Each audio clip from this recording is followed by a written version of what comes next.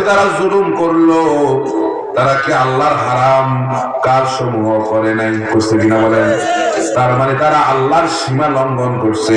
আর আল্লাহর সীমানা যারা লঙ্ঘন করে তারা বেশি দিন টিকতে পারে না, ঠিক কিনা? নূহ আলাইহিস সালামকে আল্লাহ রাব্বুল আলামিন জাতির কাছে পাঠালেন। আল্লাহ বলছেন লাকাদ আরসালনা নূহান ইলা কওমিহি ফাকালা ইয়া কওমি ইবুদুল্লাহা মা লাকুম মিন ইলাহিন গায়রুহু।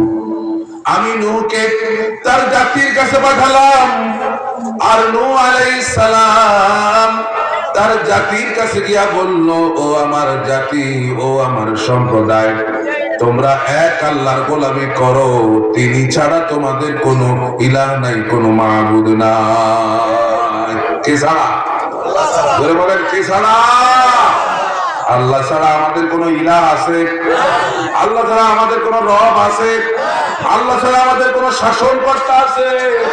আল্লাহ ছাড়া আমাদের কোনো রিজিক দাতা নাই। প্রত্যেক ইমানদার এটা তার অন্তরের মধ্যে ভালোভাবে গেঁথে নিতে হবে। নূহ আলাইহিস সালাম বললেন, ইয ক্বালা লাহুম আখুহুম নূহুন আলা তাত্তাকুন। ও আমার জাতি, ও আমার ভাইরা, তোমরা কি আল্লাহকে ভয় করবে না? কারণ আল্লাহর ভয়ের মধ্যেই রয়েছে ইমানদারদের জন্য শান্তি। আল্লাহকে যে ভয় করে তার পরিচয় হয়ে যায় মুত্তাকি। কি হয়ে যায়? ইন্নালিল মুত্তাকিনা মাফাজা। আল্লাহ বলেন মুত্তাকিদের জন্য রয়েছে বিরাট সাফল্য। সেই বিরাট সাফল্য হচ্ছে রব্বুল আলামিন তাদেরকে এমন এক জান্নাত দিবেন যে জান্নাতের তলদেশ দিয়ে নহর সমূহ প্রবাহিত হতেছে। তাহলে ভয় করব কাকে? আল্লাহ বলেন ফাত্তাকুল্লাহা মাসতাতা'তুম। আল্লাহকে ভয় করো যতটা ভয় করা সম্ভব। ভয়ের আর হচ্ছে তাকওয়া। ভয় আর কি? তাকওয়া। একটি মাত্র জিনিস যদি মানুষের মধ্যে থাকে, ওই লোকটা ফেরেশতার চাইতে সম্মানিত হয়ে যায়। আবার ওই জিনিস যদি তার মধ্যে না থাকে তাহলে সে শয়তানের চাইতে নিকৃষ্ট হয়ে যায়। বলেন তো জিনিসটা কি? তাকওয়া। জিনিসটা কি? আল্লাহর ভয় যদি কোনো মানুষের মাঝে থাকে, ওই লোকটা ফেরেশতার চাইতে সম্মানিত হয়ে যায়। কিন্তু আল্লাহর ভয় না থাকলে সে সমাজের সবচেয়ে নিকৃষ্ট, শয়তানের চাইতে নিকৃষ্ট হয়ে যায়। ঠিক কিনা বলেন? এরকম আল্লাহকে ভয় করে না, রাসূলকে বিশ্বাস করে না, রাসূলের প্রতি ঈমান নাই, আল্লাহর প্রতি ঈমান নাই, এমন মুসলমান দাবি করে আছে না নাই?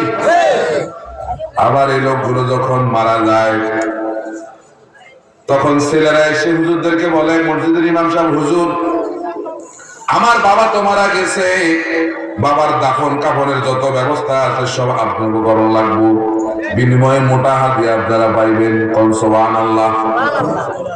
হ্যাঁ, বিনিময়ে কি হাদিয়া পাইবেন? মোটা। অথচ লোকটা জীবনেও এক ওয়াক্ত নামাজ পড়ে নাই। এরকম আছে না নাই? এখন হুজুররা চিন্তা করলো, এই যে যখন তাকে যদি দাফন করাতে পারি ভালো একটা পয়সা পাওয়া যায়, এই জন্য সে তার দাফন কাফন সম্পন্ন করে যখন কবরে নামাবে তখন পরে বিসমিল্লাহি ওয়া আলা মিল্লাতি রাসূলিল্লাহ বলেন। আপনাদের এদিকে অর্থ কি আল্লাহর নামে রাসূলের কাঁধে চড়াইলাম। অথচ যে লোকটা জীবিত থাকাকালীন আল্লাহর রাসূলের কোনো দরকার ছিল না, এখন মরে যাওয়ার পরে পচা লাশটা আল্লাহর রাসূলের কাঁধে চড়ায়। এরা মনে করেছে ওই ফেরেশতা বুঝি বেকুব। ফেরেশতা বেকুব?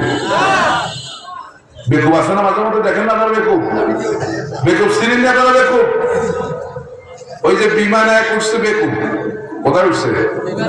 বিমানে ওঠার পরে সে এগুলো দিক থুতু বানায়, এদিকে থুতু মারে, ওইদিকে থুতু মারে।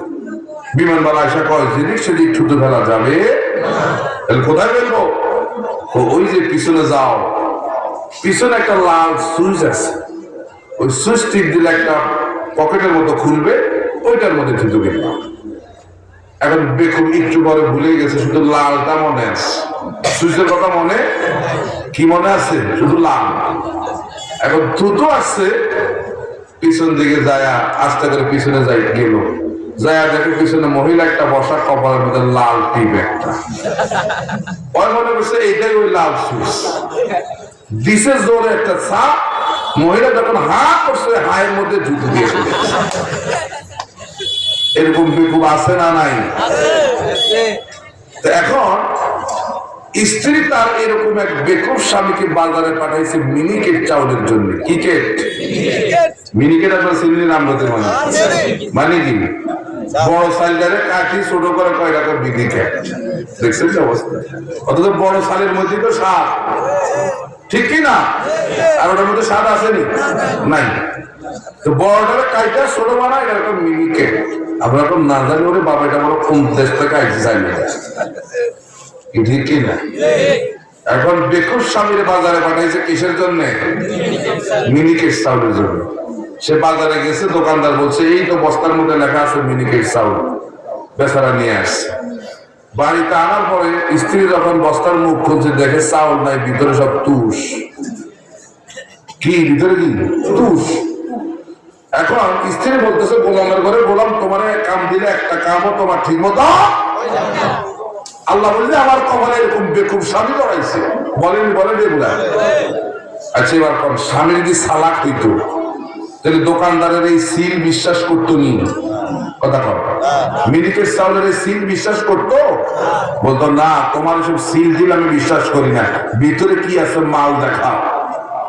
তখন দোকানদার বোঙ্গা একটা আনে, বোঙ্গা আমি সিল নিয়ে আপনারা এই বোঙ্গা, এই বোঙ্গা যখন চাউলের বস্তার মধ্যে ঢুকাই দিচ্ছে, চাউল থেকে চাউল বাড়িব, তুষ থাকলে ছালা করে এটা করতো।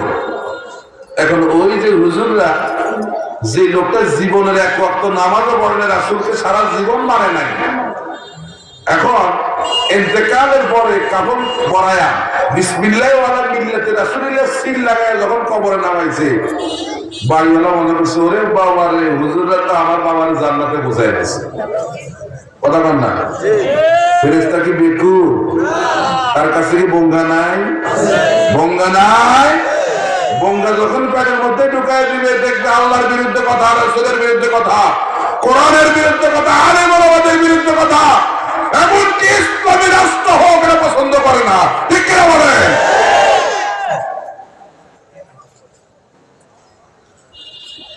এই জন্য তাকওয়া যদি আপনার মধ্যে থাকে, আপনাকে এটা এমন ভাবে নাড়া দেবে, কোনদিন আপনার দ্বারা কোনো চুরি করা সম্ভব হবে না, ওজনে কম দিতে পারবেন না।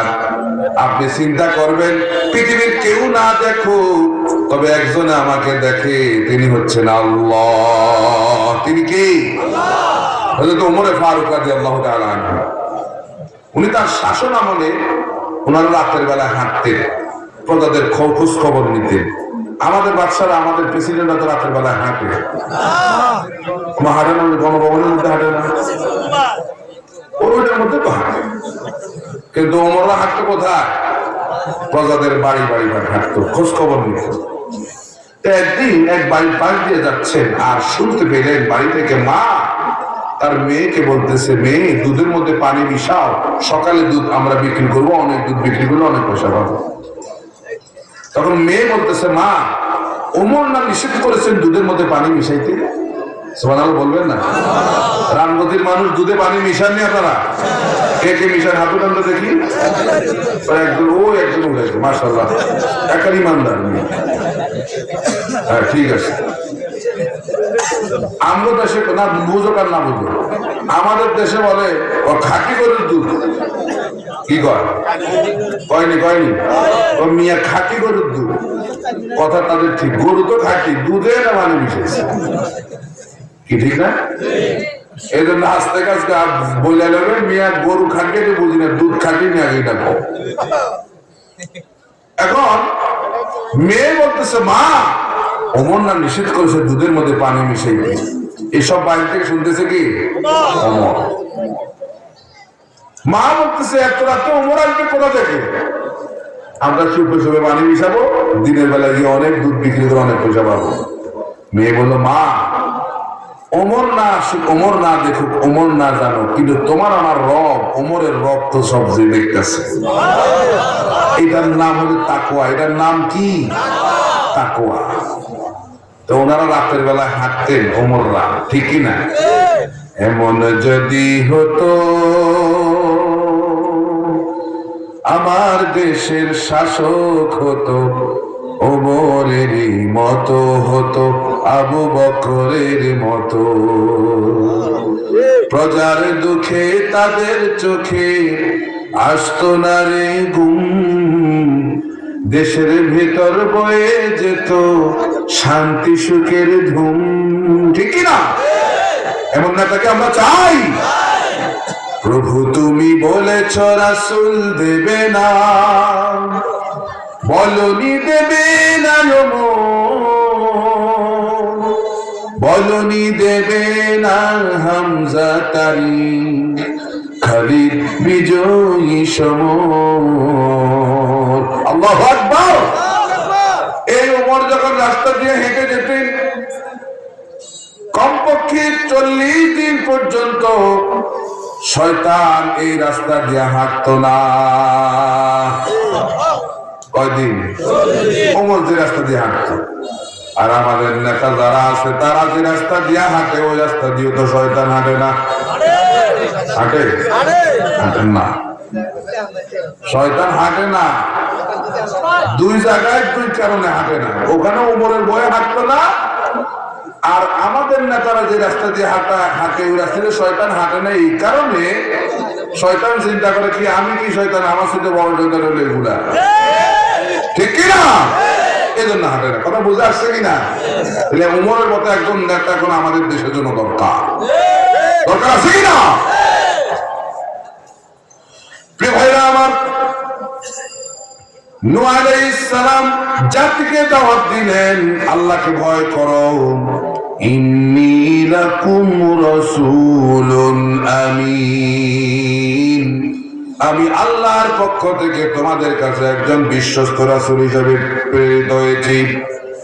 ফাত্তাকুল্লাহ ওয়া আতিউন, সুতরাং তোমরা আল্লাহকে ভয় করো আর আল্লাহর আনুগত্য করো, অনুসরণ করো, আল্লাহ যা বলে তা শোনো।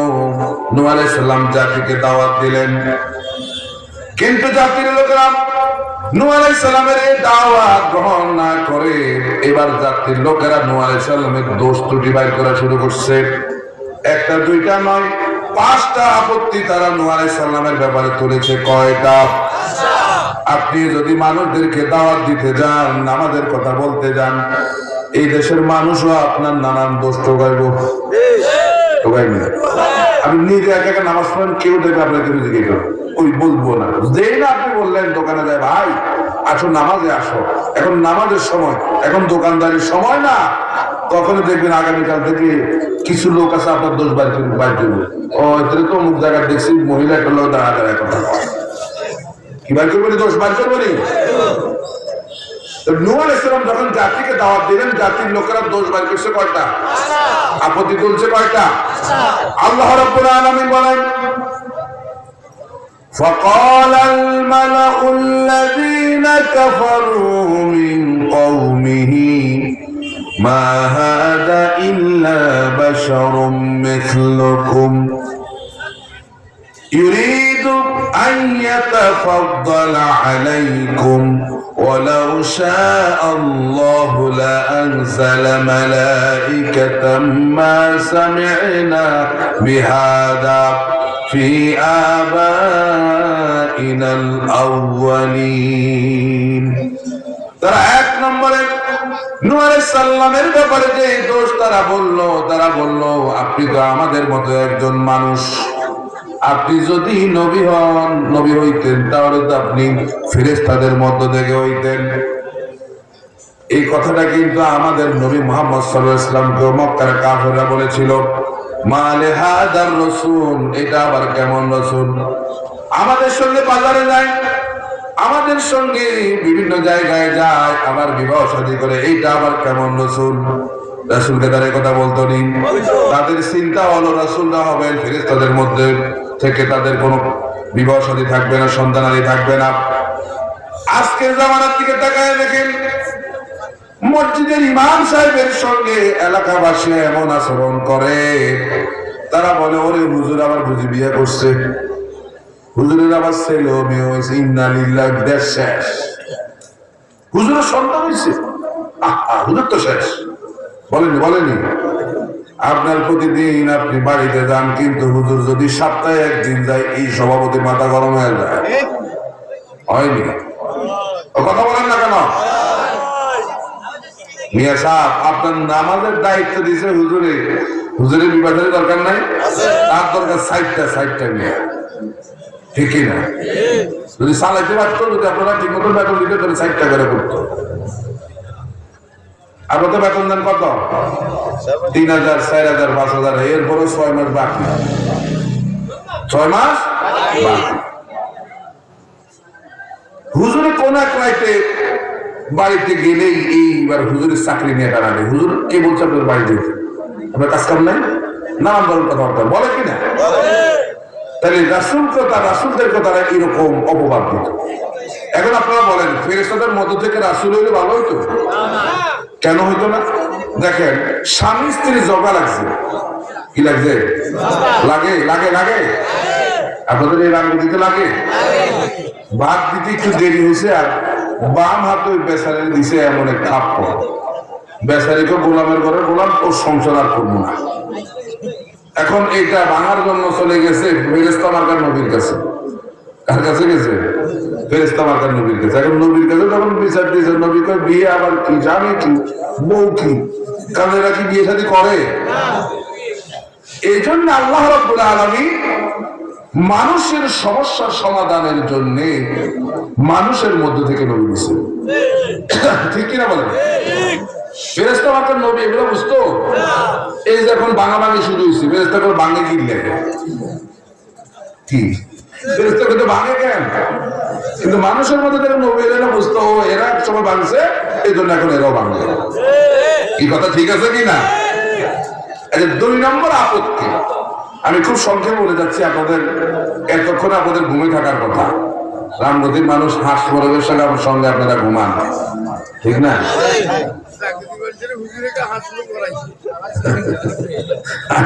না মানে ওই সময় ঘুমান, তাড়াতাড়ি নামাজ পড়ে রাত্রে ঘুমাই যান আপনারা। এখন রাত্রে 11টা বাজে, এতক্ষণ কি জাগন থাকনি আপনারা? আজকে মাহফিলের কারণে না বলছেন নাকি? কোরআনের আকর্ষণে, ঠিক কিনা? 2 নম্বর আপত্তি হলো, আপনার অনুসারী যারা, এরা হলো আপনার এলাকার সবচেয়ে গরিব, বেড়া নাই ঘরে, গরিব মানুষ আপনার অনুসারী, নবীরে পড়ে। এখন আপনারা বলেন, ইসলামের সপক্ষে সব সময় বড় লোকরা কথা বলছে বেশি না গরিবরা? কারা? কারণ গরিবরা বেশি আল্লাহ ভীরু হয়, বড় লোকের তার টাকা পয়সা বেশি, এই জন্য আল্লাহ ভীরু হওয়ার কম হয়। আর এই জন্য বড় লোকের শান্তিও নেই, টাকার কোনো অভাব নাই, ইচ্ছে করলে প্রত্যেক বেলা একটা করে খাসি খাইতে পারেনি? এরকম বড় লোক আমাদের দেশে নাই। কিন্তু ডাক্তার বলছে খাওয়া যাবে না, কি করা যাবে না, খাওয়া যাবে না। কি খাইতে হবে? সকালে ডিমের একটা পুষ, দুপুর বেলায় 1 স্লাইস টোস্ট, রাতের বেলায় 1 কাপ জুস, তার খানা শেষ, খাইতে পারে না। আর দেখেন আমরা গরিব মানুষ, 1 ভল ভাত নিয়ে 1 কেজি 2 কেজি পর্যন্ত ওরা কথা পায় না। ডাল দিয়া, পেঁয়াজ দিয়া, ধান খেতে আগের মধ্যে পয়সা ডইলা 1-1.5 কেজি সাইজের ভাত খাইলে কথা বল না, বড় লোক এটা রেডি। গরিব মানুষ দেখেন, খেয়াল করে দেখেন, গরিব মানুষ, রিক্সাওয়ালা, কুলি মজুর, ঠেলাওয়ালা, সারাদিন কষ্ট করে 200 টাকা পাইছে। এই 200 টাকা দিয়া বাড়িতে আসার সময় 1 কেজি মোটা চাউল আর 1 কেজি মোটা ডাউল নিয়ে বাড়িতে আসছে। 1 কেজি চাউলের দাম এখন 70-75 টাকা। খুব কষ্ট করে সংসার চালায়। বউ বলে, আহারে আর কত ডাল খাবো, আর যদি একটু ফারনের মোরগ খাইতে মন চায় না, স্বামীকে কেমনে আনবো, আমি পাইছি 200 টাকা, আর ফারন কেজি হইলে 250 টাকা, কেমনে আনবো? যাও শুক্রবারের দিন, জুমার দিন, কয়েকদিনের টাকা একসাথে গুছায়, আর জুমার দিন একটা মোরগ নিয়ে আসো, আজকের জন্য খাও। স্ত্রী মেনে নেয় না ভাই, মেনে নেয়। এবার সুন্দর করে রান্না করলো, এশার নামাজ পড়ে দুজনে মিলে খাইতে বসছে। স্বামী স্ত্রীর দেয়, স্ত্রী আবার স্বামীর মুখের মধ্যে খাওয়া ঢুকায় দেয়, মরিচ ডাল আর ভাত। দুজনে কি আরাম করে খাইতেছে, কি আনন্দ খুশিতে খাইতেছে। খায়া দায়া দুজনে ঘুম দিচ্ছে, এমন ঘুম, ওই লোকটা ঘুমের ওষুধ 4-5টা খায়, তারপর ঘুম, এসি 4-5টা লাগাইছে কিন্তু ঘুম, কিন্তু এরা খায় ঘুমার সঙ্গে সঙ্গে খাটের সঙ্গে ঘুম, আল্লাহর রাজ্যের ঘুম। নাকের আওয়াজ এমন জোরে মারে পাকের ইঞ্জিন পর্যন্ত উঠে। কথা বলেন না, তাহলে শান্তিটা দিল কে রে ভাই? কে দিল? তাহলে গরিব মানুষের শান্তি আছে না নাই? এই জন্য হাদিসে আসছে ধনীদের 500 বছর আগে গরিবরা আল্লাহর জান্নাতে চলে যাবে। কথা বোঝাচ্ছে কিনা? 3 নম্বরে কাউমের উপরে আপনার কোনো প্রাধান্য নাই, জাতির লোকেরা আপনারা দাম দেয় না, টাইম নেই, এরকম করে আপত্তি করছে। 4 নম্বরে আপনার দাওয়াত হচ্ছে আমাদের বাপ দাদাদের রীতি বিরোধী, বাপ দাদাদের রীতি বিরোধী। অর্থাৎ আমাদের বাপ দাদারা যেগুলো আমাদেরকে শিখায় গেছে, আপনি এগুলোর বিরুদ্ধে কথা বলেন। এই নূহ আলাইহিস সালামের ব্যাপারে অপবাদ। দেখেন আজকে আমাদের সমাজে আল্লাহ রাসূলের শরীয়তের বাইরে আবার আরেকটা শরীয়ত চলে, ওটা হলো মুরব্বীদের শরীয়ত। চলেনি? কথা কয় না কেন? চলেনি? যেমন গাছের মধ্যে ফল আসছে, নতুন ফল, পাশে দিয়ে ঝাড়ু একটা বা জুতা এক জোড়া লটকে নি। কে বলছে? মুরব্বীরা কইছে। কে বলছে? মুরব্বীরা কইছে। ছোট্ট বাচ্চা আসছে, ছোট্ট বাচ্চা পৃথিবীতে আসছে, আসার পরে এই কপালের উপর টিপ একটা দিছে, দেয়নি? কে বলছে? মুরব্বীরা কইছে। বাচ্চার দাঁত উঠা শুরু হয়েছে, পুকুরের পাড়ায় নিয়ে যায়, কয় ইঁদুর মামা তোমার চিকন দাঁত দিয়ে আমার মোটা দাঁত টানো। কে কইছে এটা? মুরব্বী। রাতের বেলা ঘর চাবি দেওয়া যাবে না, কে কইছে? সোমবারের দিন না খাবো দিলে রোববারে না, সোমবারে বাঁশ কাটা যায় না। কোন বার? রোববারে বাঁশ কাটা যাবে না, কে বলছে? রাতের বেলা গাছের পাতা ছিঁড়া যায় না, কে বলছে? মুরব্বীরা কইছে। তাহলে দেশে কি কোরআন হাদিসের শরীয়ত নাই, চলতেছে কাটটা। এখন কাফের মুশরিকরা বলে যে এটা আমাদের বাপ দাদাদের রীতি বিরোধী, তার মানে এটা আমাদের মুরব্বীদের কথা। তো মুরব্বীদের শরীয়ত মুসলমানের শরীয়ত না, মুরব্বীদের শরীয়ত কাফের মুশরিকদের শরীয়ত। ঠিক কিনা বলেন? ইব্রাহিম আলাইহিস সালাম যখন জাতিরে বলছে এই মূর্তি পূজা কেন করো, আমরা মুরব্বী করে দেখছি এটা করতে, এর নামটা করতে। তাহলে আজ থেকে কোনো মুরব্বীদের শরীয়ত চলবে না, ঠিক কিনা বলেন? শরীয়ত চলবে আল্লাহর কোরআন আর রাসূলের হাদিস। মানতে রাজি আছে কিনা বলেন? এর মধ্যে আসলে শান্তি। এই সমস্ত কুসংস্কার গুলো সমাজ থেকে দৌড়াইতে হবে। কি বলেন? শনিবারের দিনে, এটা দিন বালা না, শনিবারের দিন কি বিয়ে শাদী হয়নি, এগুলো হিন্দু আনা কথা, এগুলো হিন্দু আনা কথা। মুসলমানের 7টা দিন পবিত্র দিন, ঠিক কিনা বলেন? মঙ্গলবার দিনটা বালা না, আল্লাহর দিনের খারাপ বানাইছে, কিনা বলেন? মুসলমান এইগুলো মুসলমানের কথা বলতে পারে। 5 নম্বরে তারা যে আপত্তি তুললো যে আপনি তো আসলে একজন নেতৃত্ব লোভী মানুষ, আপনি দেশের প্রেসিডেন্ট হইতে চান, এই জন্য আমগরে দাওয়াত দেন। নেতৃত্ব লোভী, আপনার লোভ আছে আপনার মধ্যে। নূহ আলাইহিস সালাম জাতিকে বললেন, ইয়া কওমি লা আসআলুকুম আলাইহি মালা ইন আজরিয়া ইল্লা আলা রাব্বিল আলামিন।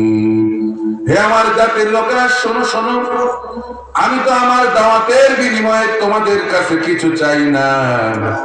আমার দাওয়াতের বিনিময় আমার রব আল্লাহ আমাকে দেবে। আমি তোমাদের কাছে কিছু চাই না, আমার লোক কিসে?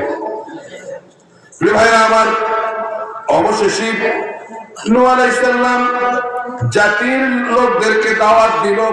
1 বছর 2 বছর নয়, 890 বছর পর্যন্ত জাতির লোকদেরকে নূহ আলাইহিস সালাম দাওয়াত দিল। এরপরে প্লাবন হলো, প্লাবনের পরে 60 বছর নূহ আলাইহিস সালাম পৃথিবীতে বেঁচে ছিলেন। নূহ আলাইহিস সালাম একদিন আল্লাহর কাছে আফসোস করে বলতেন, রব্বুল আলামিন ক্বালা রাব্বি ইন্নী দাআউতু কওমি লাইলান ওয়া নাহারা, আমি আমার জাতিকে দিনেও দাওয়াত দিচ্ছি, রাতেও দাওয়াত দিছি। আমি আমার জাতিকে দিনেও দাওয়াত দিলাম, রাতেও দাওয়াত দিলাম। এখন আমরা কি দাওয়াত দেই না দাওয়াত খাই? কোনটা? আমরা কি দাওয়াত দেই না দাওয়াত খাই? আর নূহ আলাইহিস সালাম দাওয়াত দিছে না খাইছে? এখন থেকে দাওয়াত বেশি বেশি দিতে হবে, খাবো কম, দাওয়াত দিব বেশি। নূহ আলাইহিস সালাম বললেন, রব্বুল আলামিন আমি তাদেরকে দিনেও দাওয়াত দিলাম, রাতেও দাওয়াত দিলাম, ফালাম ইয়াজিদহুম দুআই ইল্লা ফিরারা, আমার জাতির লোকেরা এখন অবস্থাটা এমন হয়েছে, আমি যখন বাজারের এক পাশ দিয়ে ঢুকি, আমার জাতির লোকেরা অন্য পাশ দিয়ে তারা আমাদের দেখে দৌড়ায় পালায় যায়।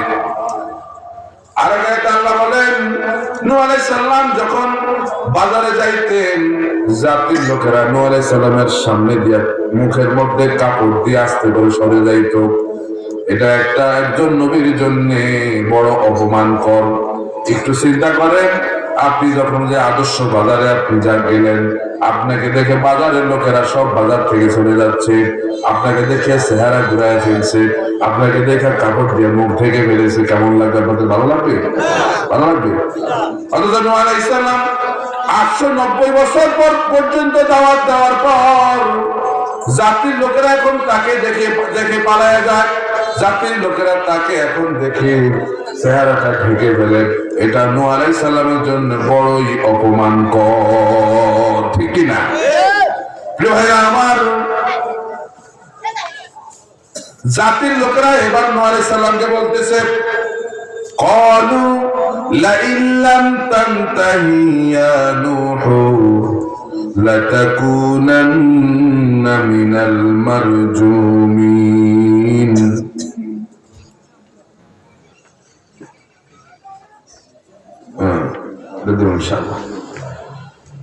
হে আমার জাতির লোকেরা নূহ আলাইহিস সালামকে বললো, ও নূহ, শোনো শোনো, তুমি যদি এই দাওয়াত গুলো যদি বন্ধ করে না দাও, তাহলে পাথর মেরে তোমার মাথা আমরা শূন্য বিশূন্য করে ফেলবো। নূহ আলাইহিস সালামের সঙ্গে এই 890 বছরে তার সঙ্গী ছিল মাত্র 80 জন, শুধু 80 জনই মানে দিচ্ছে। কতজন? আপনি এটা কি করতেন? বিরক্ত হয়ে যেতেন না? এত বছর দাওয়াত দিলাম, মাত্র 80 জন, দূর আর দাওয়াত দিবই না। যেহেতু জাতির লোকেরা আমার কথা শুনে না, দাওয়াত দিব না। এই জন্য এখান থেকে দায়ীদের জন্য শিক্ষা হইলে অধৈর্য হওয়া যাবে না, ধৈর্য ধারণ করে দাওয়াতি কাজ করতে হবে। আল্লাহ তৌফিক দান করুন। ইবনে কাসিরের মধ্যে এসেছে, একদিন তারা নূহ আলাইহিস সালামকে এমন ভাবে মারলো, তারা নূহ আলাইহিস সালামকে মারতে মারতে জমিনে শোয়া ফেলছে, রক্তাক্ত করে ফেলছে। এরপরে আল্লাহ রাব্বুল আলামিন নূহ আলাইহিস সালামকে বলল, আন্নাহু লা ইউমিনা মিন কওমিকা ইল্লা মান ক্বাদ আমানা। ও নূহ, শোনো শোনো, তোমার উপরে যাবৎকালীন যারা ঈমান এনেছে, আর কেউ তোমার উপর ঈমান আনবে, আর কেউ ঈমান আনবে না। সুতরাং ফালা তাবতাইস বিমা কানু ইয়াফালুন, সুতরাং তাদের এই সমস্ত কর্মকাণ্ডে তুমি আর নিরাশ হইও না, মন মরা হইও না। যারা ঈমান আনছে যে 80 জন, আর কেউ ঈমান আনবে না, আল্লাহ সাফ জানায় দিয়েছে। এবার নূহ আলাইহিস সালাম আল্লাহকে বলতেছে, রব্বুল আলামিন, যদি আর কেউ ঈমান না আনে, তাহলে ফাফতাহ বাইনি ওয়া বাইনাহুম ফাতহা, তাহলে আমার মাঝে এবং তাদের মাঝে আপনি ফয়সালা করে দেন। আল্লাহ ফয়সালা করে দেন। কিসের ফয়সালা? নূহ আলাইহিস সালাম আল্লাহর কাছে দোয়া করলেন, وقال نوح رب لا تذر على الأرض من الكافرين ديارا। নূহ আলাইহিস সালাম আল্লাহর কাছে দোয়া করলেন, রব্বুল আলামিন, এই জনপদের একজন কাফেরও যেন আর না থাকে, তাদেরকে আপনি ধ্বংস করে দিন। আল্লাহু আকবার। এবার কোন নবীরা দোয়া করলে আল্লাহ কবুল করেনি, গজব শুরু হয়ে গেছে। কত আলেমদের কি বছরের পর বছর ধরে জেলের প্রকোষ্ঠের মধ্যে বন্দী করে রাখলো। ওই আলেমরা কি তাহাজ্জুদ পড়ে আল্লাহর কাছে জালিমের বিরুদ্ধে দোয়া করে নাই? করছে কিনা? মাজলুমের দোয়া এবং আল্লাহর মাঝে কোনো পর্দা থাকে না। মাজলুম কেমন যে জালেম, জালেমকে বলবো একটি রাত মাজলুমের ঘরের পাশে গিয়ে একবার দাঁড়াও। ওই মাজলুম যাকে তুমি নির্মম ভাবে হত্যা করেছো, ওই লোকটার ঘরের পাশে গিয়ে একদিন রাত একবার একটু দাঁড়াও। দেখো তার মা সারা রাত তাহাজ্জুদের নামাজ আদায় করে আল্লাহর কাছে হাত দেয়, বলে আল্লাহ আমার বুক যে খালি করেছে, আল্লাহ তুমি তার বুক খালি করে দাও। দেখ বলে কিনা, বলে কিনা? অসংখ্য মাজলুমের বদদোয়ায় জালেমের আজকে পরিণতি, ঠিক কিনা বলে? ঠিক কিনা? কোরআনের পাখি কত দোয়া করছে, আল্লাহ দোয়া কবুল করে নাই? করে নাই? কি জিল্লতে আর ভয়াবহ জিল্লতে অপেক্ষা করছে, ঠিক কিনা বলেন? প্রিয় ভাইরা আমার, নূহ আলাইহিস সালাম বলল জাতির একটা লোক যেন না বাঁচে, জনপদের একটা কাফেরও যেন না বাঁচে, সবাই আপনি ধ্বংস করে দেন।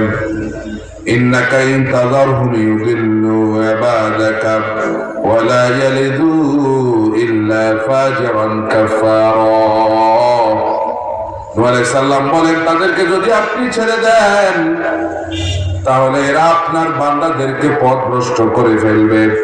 শুধু তাই নয়, এরা যে সমস্ত সন্তান জন্ম দিবে সব হবে জালেম, জালেম, জালেম, ঠিক কিনা? কারণ জালেমের পেট থেকে কি হয়? জালেম। কাফেরের পেট থেকে ফাসিক ফুজ্জার হবে, এদেরকে আপনি ধ্বংস করে। নূহ আলাইহিস সালাম আল্লাহর কাছে হাত তুললেন, সঙ্গে সঙ্গে আল্লাহ রাব্বুল আলামিন মঞ্জুর করে নিলেন। এই শুরু হয়ে গেছে গজব, গজব শুরু হয়ে গেছে। আল্লাহ বলেন ওয়াসনাইল ফুলকা বিআইউনিনা ওয়া ওয়াহিনা ওয়া লা তুখাতিবনি ফিল্লাযিনা যালামু ইন্নাহুম মুগরাকুন। আল্লাহ রাব্বুল আলামিন বলেন, ও নূহ আমার চোখের সামনে নৌকা বানাও। কি বানাও? আমার চোখের সামনে নৌকা বানাও, আমি যেভাবে ডিরেকশন দিই এইভাবে নৌকা বানাও। নূহ আলাইহিস সালাম আল্লাহর নির্দেশ মোতাবেক নৌকা বানালেন। সুবহানাল্লাহ। কি বানাইছেন? নৌকা। সেই নৌকা ইবনে কাসির রাহমাতুল্লাহ আলাইহি আল বিদায়ান নেহের মধ্যে লেখে, ওই নৌকাটা হলো 1200 হাত লম্বা। কত হাত? আর 600 হাত প্রশস্ত। 3 তলা বিশিষ্ট নৌকা, এক এক তলা 10 হাত করে, 3 তলা 30 হাত। নিচ তলায় পোকামাকড়, মাঝখানে মানুষরা, আর উপরের তলায় সব পশু পাখি। এই নৌকাটা নূহ আলাইহিস সালামকে নিয়ে 120 দিন পর্যন্ত ভেসেছিল পানির উপরে। সুবহানাল্লাহ বলে। এখন আল্লাহ বলছেন নৌকা বানাইতে, বানায় কর ওয়ালা তুখাতিবনি ফিল্লাযিনা যালামু ইন্নাহুম মুগরাকুন। খবরদার জালেমের ব্যাপারে কোনো সুপারিশ, জালেমের ব্যাপারে কি করতে না মানে বুঝছে? ওটা কি ওই সময়ের জন্য না সব সময়ের জন্য? এখন জালেমের জন্য আর সুপারিশ করবেন নি? আর কেন কথা অনেকের কষ্ট লাগে, কিন্তু সাক্ষীরা আমার ভাইদের হাজার হাজার বাড়ি ঘরে ভুল জাতীয় মাটির সঙ্গে মিশিয়ে দিছে, তখন আপনাকে কষ্ট লাগে না, ঠিক না? এটাই পরিণতি। আপনি কাউকে একটা থাপ্পড় দিলে এটা থাপ্পড় খাওয়ার জন্য আপনাকে প্রস্তুত থাকতে হবে, ঠিক না ভাই? আপনি কার উপর জুলুম করলে আপনাকে জুলুমের জন্য একদিন প্রস্তুতি নিয়ে থাকা লাগে। এটা আল্লাহর বিচার, আল্লাহ জুলুমের বিচার জমিনে করে দেন, ঠিক না? আল্লাহ বলেন ওয়ালা তুখাতিবনি ফিল্লাযিনা যালামু ইন্নাহুম মুগরাকুন। খবরদার জালিমদের ব্যাপারে কেউ কোনো সুপারিশ করবা না। আমি আল্লাহ পাক এদেরকে পানিতে চুবাবই। পানিতে কি করবো? চুবাবই। ويصنع الفلك وكلما مر عليه ملأ من قومه سخروا منه। নূহ আলাইহিস সালাম যখন নৌকা বানাতে লাগলেন, এবার জাতির লোকেরা পার দিয়া যায় আর কয় নূহ এটা কি বানায়? ওই নৌকা চলবো কোন আন্দি পানি কই ঠেস মারে কথা। হুজুরে কোনো কাজ করতে গেলে ঠেস মারে না, কিছু পাবলিক আছে আমার হুজুরেটা কি আর না বলেন। নূহ আলাইহিস সালাম নৌকা বানাইতেছে কার নির্দেশে? আল্লাহর নির্দেশে। একটা কদিন পরে না ভাইটা কি শুরু হয়েছে কথা বল না, আন্দোলন তো মাত্র শুরু হয়ে না হইতেছে, মাত্র জুলাই মাস শুরু হয়েছে আন্দোলন, কি শুরু 1 মাস পরে না টেড্ডা ভাইবা সময় কম কি কথা পান না। নূহ আলাইহিস সালাম মাত্র কি করতেছে? নৌকা বানাইতেছে, আর পরে এটা দিয়ে কি হইব? নৌকা চলবো কোন এরকম ঠেস মেরে কথা।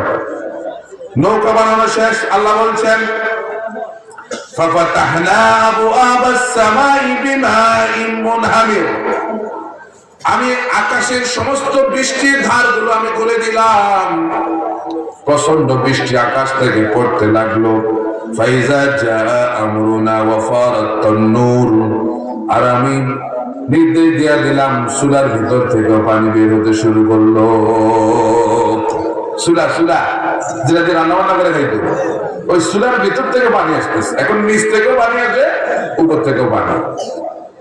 এতদিন এরকম নৌকা চলবো কোরআন দিয়ে পানি এখন আসতেছে, এখন দিক বিদিক ছুটাছুটি করতেছে, জানেন না কোন যাবে, কে কোন জায়গায় বলাবো, কেউ যায় ভারতে বলায়, কেউ যায় আপনার ওই যে কোথায় জঙ্গলে বলাইছে, আর কেউ যে সোনার ঘরে সোনা বিচারক নাম কি আনেছিল না, ওই যে বিসি একেবারে একটা লাগছে কথা বলা মানিকা চোরা এরে ওই বদমাইশের চাইছিল পালাইয়া দিতে, কিন্তু আমাকে ধরে রাগ করে বলেন টাকা পয়সা সব নিয়ে বর্গের মধ্যে শোয়াইছে, শোয়ানোর পর আমি তো ভারত চলে এসেছি, না এটা বিদা কারে ক বদমাস। এই বদমাসে বলছে তোদের মনে থাকার কথা, সাইদিন ফাঁসির রায় আমি নিজে দিচ্ছি, কত বড় অহংকার। আল্লাহ এদেরকে দুঃখে দুঃখে জাতির কাছে শিক্ষা দিবেন, ঠিক কিনা বলেন? ঠিক কিনা বলেন? যারা শহীদ হয়ে গেছে তারা তো চলেই গেছে, কিন্তু যারা তাদেরকে কষ্ট দিয়ে পৃথিবী থেকে বিদায় করেছো তোমরাও প্রস্তুত নাও, এমন অবস্থা তোমাদেরও হবে, হবে কিনা বলেন? এবার নিচে থেকেও পানি আসতেছে, উপর থেকেও পানি। আল্লাহ রাব্বুল আলামিন বললেন তুমি তোমার ইমানদার সঙ্গী সাথী যারা তাদেরকে নিয়ে নৌকায় উঠো, নৌকায় উঠছে।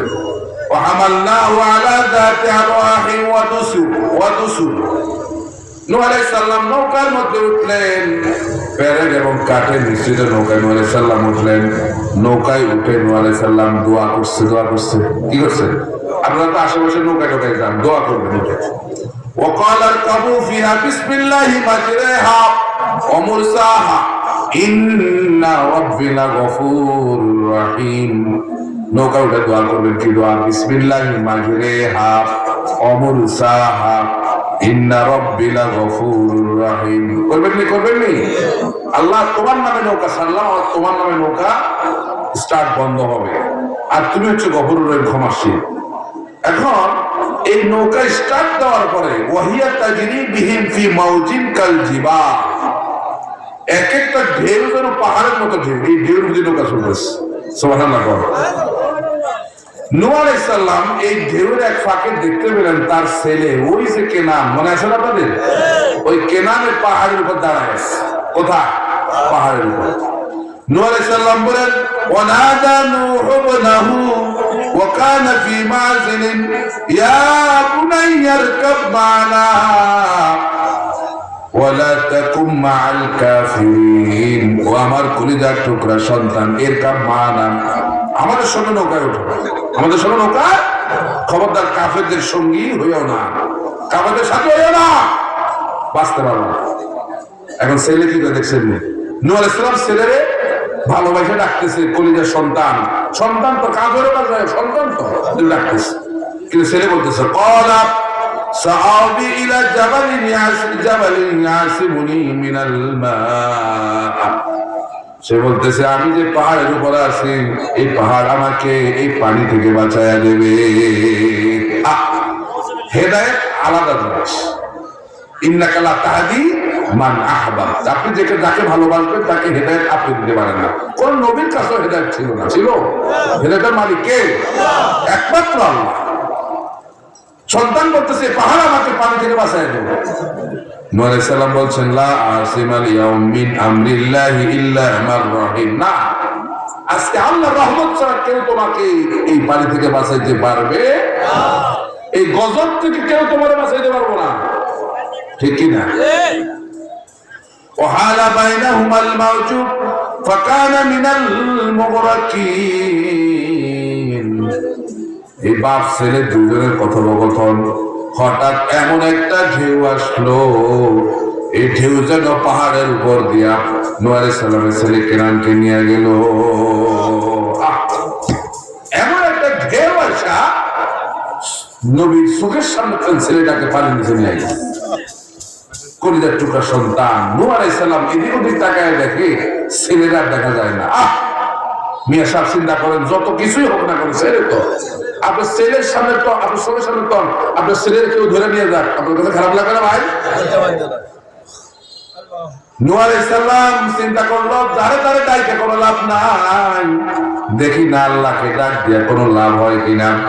নূহ আলাইহিস সালাম বললেন ওয়ানাদা নূহুর রাব্বাহু ফাকালা রাব্বি ইন্না বিনি মিন আহলি, ওগো আমার রব, আমার এই সন্তান আমার পরিবার, আমার পরিবারের সন্তান, ওগো আল্লাহ, ওয়া ইন্না ওয়াদাকাল হক ওয়া আনতা আহকামুল হাকিমিন, আপনার ওয়াদাই সঠিক আর আপনি হলেন সকল বিচারকের মহা বিচারক হলেন আপনি, সুতরাং আমার সন্তানকে আপনি মাফ করে দেন।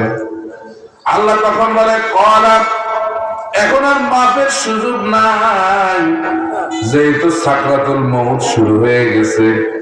কোন বেঈমান যদি সাকরাতুল মউতের আগে যদি ঈমান আনে তার ঈমান কবুল করা হবে, কিন্তু সাকরাতুল মউত শুরু হয়ে গেলে আর ঈমান কবুল করা হয় না।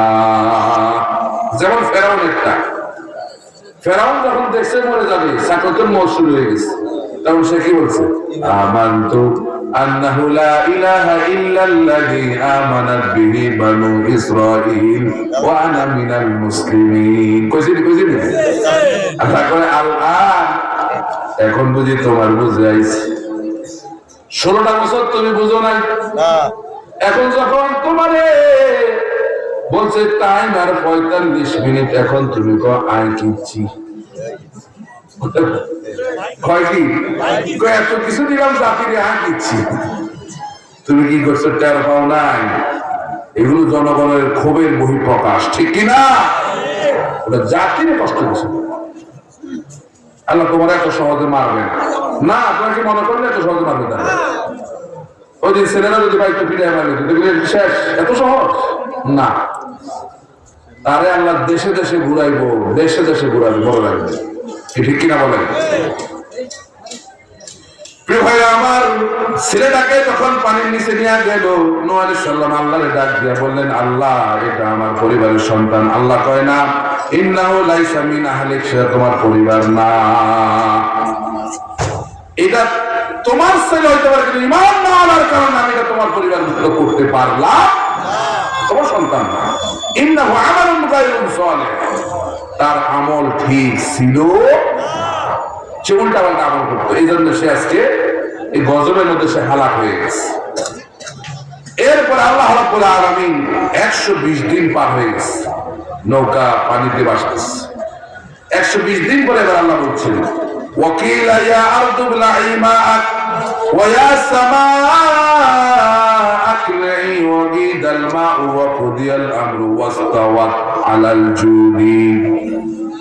আল্লাহ রাব্বুল আলামিন জমিনকে বললেন জমিন পানিগুলো সব শুষে নিয়ে যাও, আকাশকে বললেন আকাশ পানি ছাড়া বন্ধ করে দাও। এখন আকাশ আর পানি ছাড়ে না, জমিন পানি সব শুষে নিয়ে গেছে। আর শুকনা হওয়ার কারণে নৌকা গিয়া বিটছে জুদি পাহাড়ে। কোন পাহাড়? জুদি পাহাড়। নূহ আলাইহিস সালামের নৌকা কোন জায়গায় পাওয়া গেছে? জুদি পাহাড়।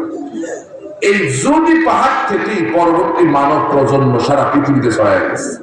এজন্য নূহ আলাইহিস সালামকে আবুল বাশার আস-সানি বলা হয়, মানব জাতির দ্বিতীয় পিতা বলা হয়। এমনকি আদমে সানিও বলা হয়, দ্বিতীয় আদম বলা হয়। জানেন নি আপনারা?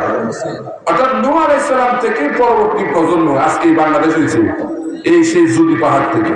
ওই পাহাড়ের সঙ্গে একটা সম্পর্ক আছে বাংলাদেশ। এটা কোথায় অবস্থিত বলেন? আর্মেনিয়া সীমান্তে। আর্মেনিয়া, ইউটিউবে, ফেসবুকে, গুগলে সার্চ দিন, আর্মেনিয়া সীমান্তে লেখা আছে। ওই সীমান্তে এই জুদি পাহাড়টা, ওই পাহাড়ে নূহ আলাইহিস সালাম ওই যে 80 জন, সে 80 জন থেকে বসবাস করে করতে করতে আজকে সারা পৃথিবীতে 700 কোটি মানুষ। এই তখন বাংলাদেশ হইলে, সৌদি আরব হইলে, পাকিস্তান হইলে, আমেরিকা হইলো, এই নানান দেশ সারা পৃথিবীতে ছড়াই গেছে।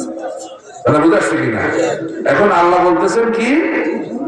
আল্লাহ রাব্বুল আলামিন বলছেন ফাআনজাইনাহু ওয়া আসহাবাস সাফিনা, আমি নূহ আলাইহিস সালামকে মুক্তি দিলাম 120 দিন পর, এবং তার সঙ্গে যারা নৌকায় ছিল তাদেরকেও মুক্তি দিয়েছি। ওয়াজআলনাহা আয়াতাল লিল আলামিন, আর সারা পৃথিবীর মানুষদেরকে এই ঘটনার মধ্যে তাদের জন্য একটা শিক্ষা দিয়ে দিয়েছি। কি সেই শিক্ষা বলে? দুইটা শিক্ষার কথা বলছি। একটা শিক্ষা, যারা দায়ী তাদেরকে ধৈর্য ধারণ করে দাওয়াত দিতে হবে, ঠিক আছে কিনা? কারণ এই পথটা আপনার জন্য কুসুমাস্তীর্ণ নয়, এটা হলো কণ্ঠকাঠিন্য পথ, এটা নবীদের পথ, এটা শহীদদের পথ, ঠিক কিনা? সহজ পথ না। আল্লাহু ইয়াসিমুকা মিনান নাস, আল্লাহ পাক আপনাকে মানুষের ঘোষণা থেকে ইবাদত করবে। তাহলে এটা সারা পৃথিবীর জন্য শিক্ষা। আর জালেমদের কি শিক্ষা? কোন জালেম যদি কোন জুলুম করে মানুষের উপর, তার পরিণতি কি হয়? আল্লাহ পাক কোনো না কোনো গজব দিয়ে তাকে হালাক করে দেয়। এটাই তার শেষ পরিণতি, ঠিক কিনা?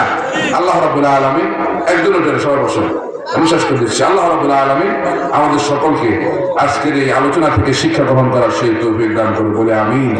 প্রিয় ভাইরা আমার, আমাদের আলোচনা শেষ। আপনারা এই মাদ্রাসার জন্য 2 হাত ভরে দান করেছেন, তা আমিও তো আপনাদের একজন মেহমান, কি বলেন? আগে তো দিয়েছেন আপনাদের এলাকার যিনি, ওনার কাছে। তো এখন ওনার কাছে দিয়েছেন, কোনো অসুবিধা নেই, মাহফিল কমিটি বা মাদ্রাসা কমিটি পাইছে। এখন আমি শেষ মুহূর্তে আপনাদের কাছে একটু আবদার করবো, এই মাদ্রাসাটা আপনাদের এই দানের উপর দিয়েই চলে, কি বলেন? কি কর আপনাদের দানের উপর দিয়েছেন। আল্লাহ কোরআনের মাদ্রাসা, এই যে হাফেজে কোরআন আছে, 3 জন পাগড়ি নিল, হাফেজে কোরআন হলো। আমাদের তো টাকা পয়সা আমরা কবরে নিয়ে যেতে পারবো না, কি বলেন ভাই? এজন্য আমি আপনাদের একটু মাঠ কালেকশনের জন্য সবাই বলবো, যার পকেটে যা আছে, বাড়ি যাওয়ার ভাড়াটা পর্যন্ত রেখে বাকি পয়সাটা 10 টাকা, 20 টাকা, 30 টাকা, 40 টাকা, 50 টাকা, 100 টাকা, কয়েকজন ছাত্র ভাই নামে মাঠের মধ্যে, কয়েকজন স্বেচ্ছাসেবক ভাই নামে আপনারা যে যা পারেন, কেউ খালি এতে যায় না। কিছু কিছু হলেও, সামান্য পয়সা হইলেও এই মাহফিলের জন্য, মাদ্রাসার জন্য আপনারা শরীক হয়ে যান। আল্লাহ রাব্বুল আলামিন আমাদের সকলকে দ্বীনী কাজে সবসময় সহযোগিতা করার সেই তৌফিক আমাদেরকে দান করুন। আমিন। আকুলু কওলি হাযা ওয়া আস্তাগফিরুল্লাহ লি ওয়া লাকুম ওয়া লিসাইরিল মুসলিমিনা মিন কুল্লি যামবি ফাস্তাগফিরুহু ইন্নাহু হুয়াত তাওয়াবুর রাহিম। হ্যাঁ, সবাই দেন, কেউ খালি এটা দেয় না, কিছু কিছু করে সবাই দেন। আল্লাহুম্মা সাল্লি আলা